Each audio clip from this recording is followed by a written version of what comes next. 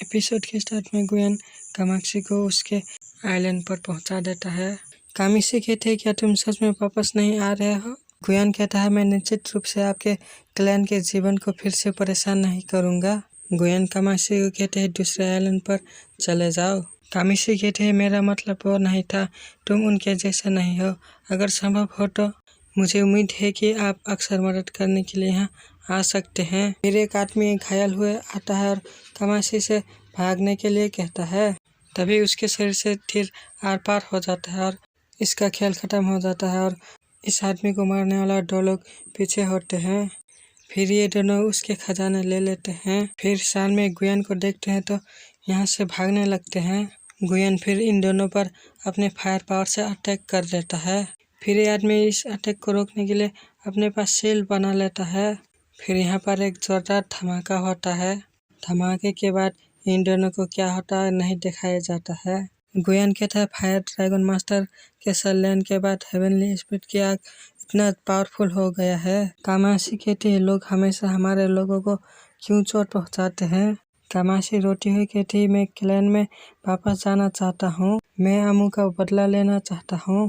अभी जो मरा कामाक्षी उसके बदला लेना चाहती है। गुयन कहता है यदि तुम अकेले वापस जाओगे तो तुम व्यर्थ में ही मारे जाओगे। गुयन को एक गुफा मिलता है और कहता है तुम यहाँ छिप जाओ और मेरे वापस आने की प्रतीक्षा करो। सीन चेंज होता है और गार्ड कहता है उसका पीछा करने के लिए भेजा है लेकिन वह अभी तक वापस नहीं आ रहे हैं। झेंग साओ फिर उन दोनों को खोजने के लिए इन दोनों को भेज देता है। फिर ये दोनों खोजने के लिए जाने लगते हैं। सीन चेंज होता है। गुयन कामाक्षी को उस गुफा में छुपा के आने लगता है। गुयन फिर कहता है इतने बड़े जंगल में एक भी स्पिरिट ग्रास नहीं है, बहुत अजीब है।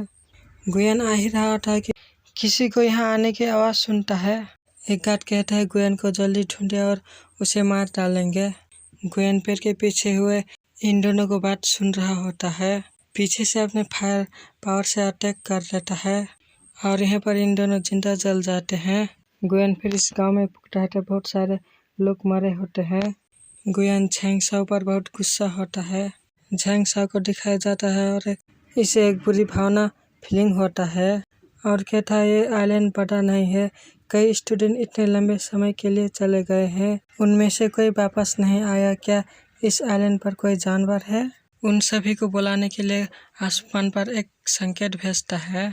तभी यहाँ पर बहुत सारे लोग आते हैं। गुयन फिर एक झाड़ी से छुपके हुए इन सभी को देख रहा होता है। फिर ये आदमी झेंग साओ से कहता है तुम किस संप्रदाय से हो? तुम्हारे साथ और कौन कौन आया है? झेंग साओ कहता है मैं अब बहुत परेशान हूँ, अगर तुम मरना नहीं चाहते हो तो यहाँ से निकल जाओ। ये आदमी झेंग साओ से कहता है मेरे सवालों का जवाब दो, अन्यथा हमारे भाइयों को निर्दय होने के लिए दोष मत देना।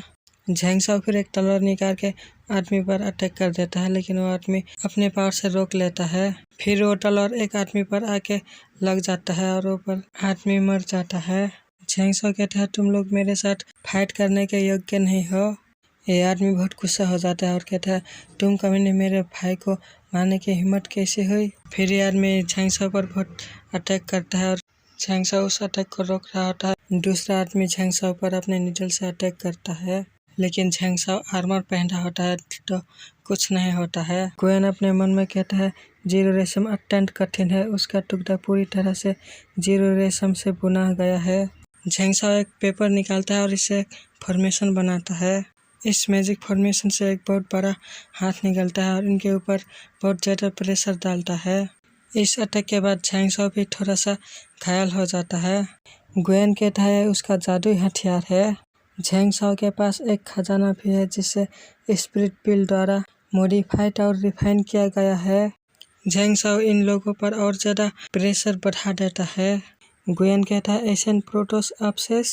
लिटिल गॉड कहता है क्या बकवास अवशेष है, प्रोटोस आपके लिए मोर्टल्स खजाने छोड़ देगा, सिर्फ तुम्हारे लिए, तुम उपयोग नहीं करोगे। गुयन कहता है तो वो बुरे लोग नहीं है।